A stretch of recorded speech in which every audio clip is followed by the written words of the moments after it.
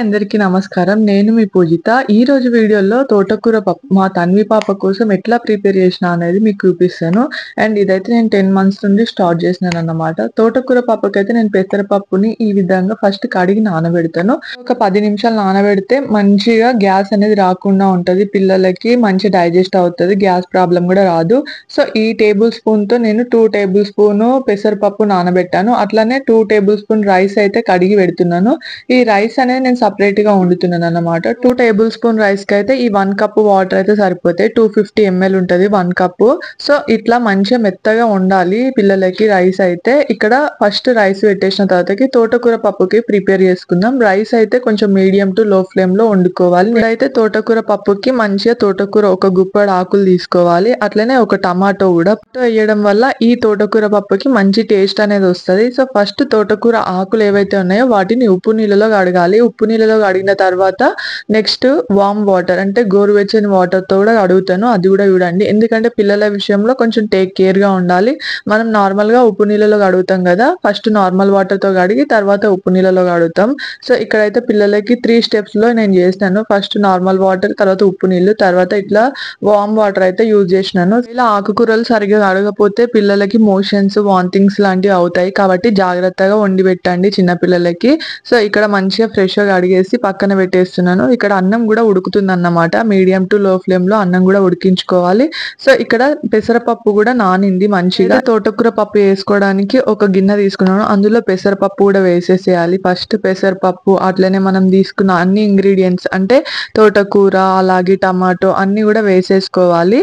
So అట్లా వేసుకొని మంచిగా ఒకటేసారి ఉడికించుకుంటే సరిపోతుంది. చూడండి చూపిస్తున్నాను. ఇది నేను 2 కప్స్ వాటర్ అయితే యూజ్ చేస్తున్నాను. 2 టేబుల్ స్పూన్ తీసుకున్నాం కాబట్టి 2 కప్స్ వాటర్ అయితే తీసుకున్నాను. నేను గిన్నెలో ఉడకబెడుతున్నాను కాబట్టి అట్లా తీసుకున్నాను. ఒకవేళ మీరు కుక్కర్ లో పెడితే మాత్రం 1 కప్ సరిపోతుంది వాటర్. ఇక్కడ పప్పులోకి తోటకూర కూడా యాడ్ చేస్తున్నాను. అట్లనే ఆ టమాటో కూడా యాడ్ చేసేస్తాను. మంచిగా ఉడకాలి. ఎప్పుడైనా కూడా పిల్లలకి నార్మల్ గా ఇట్లా ప్యూరీలా వేసి అందులో కలపడం కాదు, ఇట్లా డైరెక్ట్ గా పెట్టేసేయండి. ఇట్లా డైరెక్ట్ గా ఉడికించిన తర్వాతకి పిల్లలకి తినిపించేటప్పుడు క్రష్ చేసుకుంటూ తినిపిస్తే సరిపోతుంది. మంచిగా వాళ్ళకి అన్ని విటమిన్స్ అందుతాయి.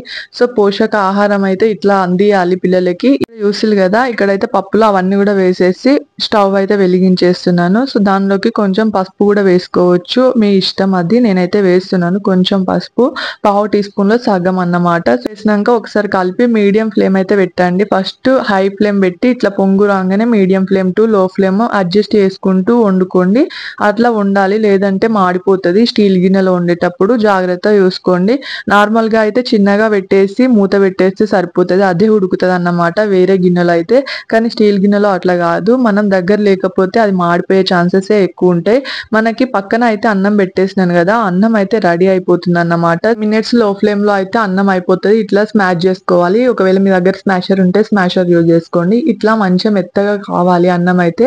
సో ఈ అన్నంని నేను 2 టైమ్స్ లేదా 1 టైమ్ తన్వి పాపకైతే తినిపించేస్తాను. అంత తక్కువ ఏంటి అనుకుంటున్నాను, నేను ఎక్కువగా పప్పు ఇట్లా వెజిటేబుల్స్ ఇవన్నీ ఎక్కువ వేస్తాను అన్నమాట. సో అందుకోసమని కొంచెం తక్కువగానే తీసుకుంటాను. అదే విధంగా నేను ఒకటేసారి తినిపించాను, ఒక్కొక్క 1 అవర్ కి గ్యాప్ లో తినిపిస్తాను. సో మధ్యాహ్నం తిన్న తర్వాత కూడా 1-2 అవర్స్ గ్యాప్ లో మళ్ళీ తినిపిస్తాను. సో ఇట్లా మెల్లమెల్లగా ఒక్కొక్క బుక్క అలవాటు చేయాలి పిల్లలకి. సో నేనైతే ఇప్పుడు దానిలోకి సాల్ట్ అయితే యాడ్ చేశాను. చూసారు కదా, కరివేపాకు తీసి రెడీగా పెట్టుకున్నాను అన్నమాట పోపు వేయడానికి. పప్పులోకి ఒక్క మిరపకాయ, ఎండు మిరపకాయ ఉంటది కదా, ఒక చిన్న ఎండు మిరపకాయ, అలాగే పోపు గింజలు చిన్నగా కొంచెం తీసుకోండి. ఆవాలు జీలకర్ర ఎట్లా అక్క అని చెప్పేసి అడుగుతారేమో. సో ఆవాలు జీలకర్ర పక్కన పెట్టేసేయండి, దాని ఫ్లేవర్ అనేది అందులోకి వెళ్తుంది కదా, సరిపోతుంది.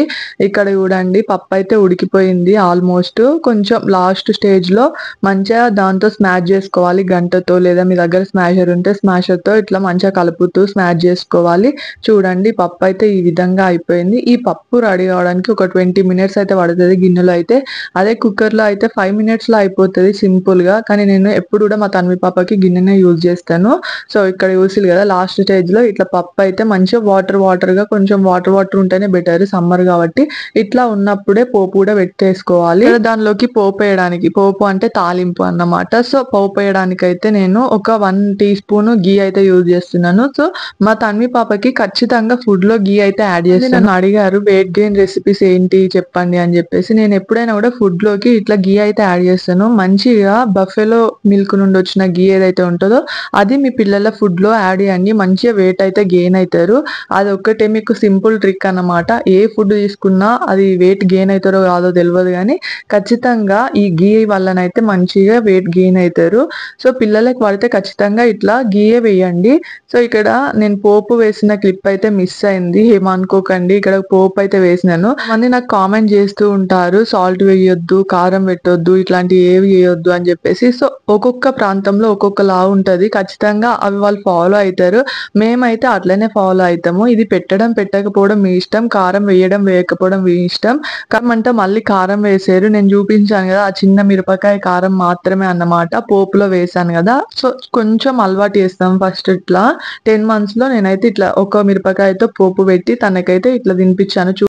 కదా మా తన్వి పాపకు కూడా ఈ రెసిపీ అయితే నచ్చింది. సో తనైతే తింటుందన్నమాట. నేను 9 months లోనే చింతకాయ పచ్చడి ఉంటది కదా, చింతకాయ పచ్చడి ఫస్ట్ ఇంట్రడ్యూస్ చేయాలి కారం అనేది. చింతకాయ పచ్చడి ఎందుకు అంటే దానిలో పులుపు కొంచెం కారం రెండు మిక్స్ అయి ఉంటాయి. అండ్ దానిలో నెయ్యి వేసి పెడితే చాలా బాగుంటది. అది కూడా వేడి వేడి అన్నంలో పెట్టాలి.